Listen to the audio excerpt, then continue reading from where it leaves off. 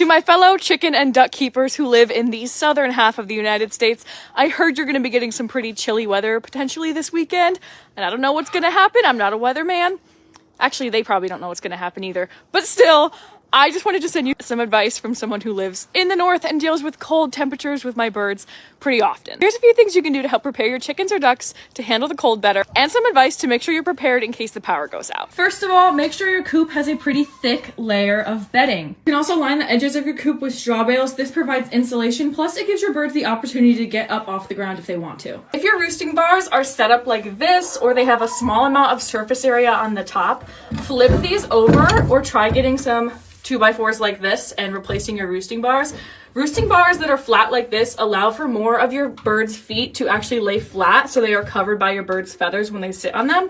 Whereas when they're positioned like this, their toes could be hanging over and exposed to the cold weather and not protected by their feathers. Hopefully your coop was already built to be draft free and have good ventilation. But for your pen, you could just throw up some old tarps or shower curtains to keep your birds draft free. And this one's especially important for chickens. Make sure you keep their water source outside of the coop so it doesn't cause too much humidity inside the coop. Speaking of their water source, if you do have electricity, you could use a heated water bowl or a heated poultry drinker to make sure your bird's water doesn't freeze. I'll link some of my favorites in my Amazon storefront. But if you don't have access to electricity in your coop, or if the power goes off, that's where having a plan comes into play. Go around today and fill up any buckets or jars you have lying around with water and store them in your house so they don't freeze. Because if you lose power and you don't have access to water, your birds are still going to need water. If you happen to have multiple poultry waterers on hand, that will make your life so much easier too, because when one freezes, you can just bring it inside, put it in the bathtub to thaw, and bring an unfrozen one back out and keep swapping them. If you have birds with big combs and wattles like Truffle here, do not listen to advice that tells you to put Vaseline on their combs or wattles,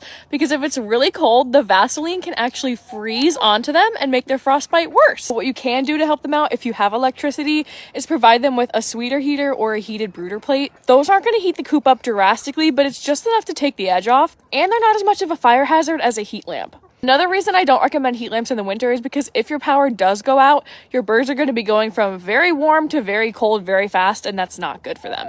If you happen to have ducklings or baby chicks, a power outage can be detrimental, and in that situation, I really do recommend having a generator. But if there's absolutely no way for you to make that happen, you need to have a plan in place just in case. Move your brooder to the warmest room in the house.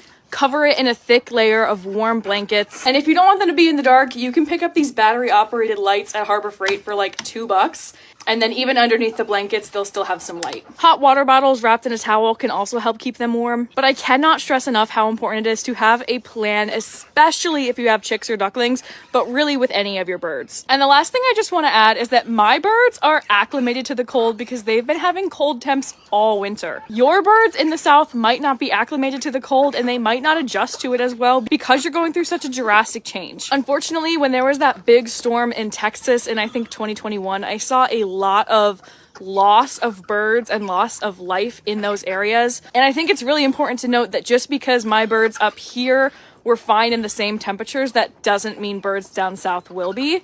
If you have ducks with wet feather or naked neck chickens or silky chickens or really small bantam chickens, and you feel that the best thing that you can do for them to ensure they survive this storm is bring them into your house and put them in your basement or your garage or your bathroom, do what you need to do. They're your birds and it's your house, and if that's what you want to do, go for it. Me personally, I wouldn't keep a duck or a chicken as a house pet long term, but if it's just for a few days and it'll put your mind at ease to ensure that your birds survive this, do what you gotta do. The one thing I just really want to stress is that you need to have a plan. Make sure you have enough water to feed yourself and your birds for at least a week, just in case the power goes out. Make sure you have enough feed for your birds, just in case the roads are bad and you can't get to the farm store. And make sure you have a plan for how you're going to keep your birds safe through this storm. And to all my fellow chicken keeping friends in the north who've been through many cold winters and power outages, please feel free to leave your best advice for our southern friends in the comments, because I'm sure they would appreciate it, and I'm sure there's a lot more ideas of things you can do besides just what I've said in this video.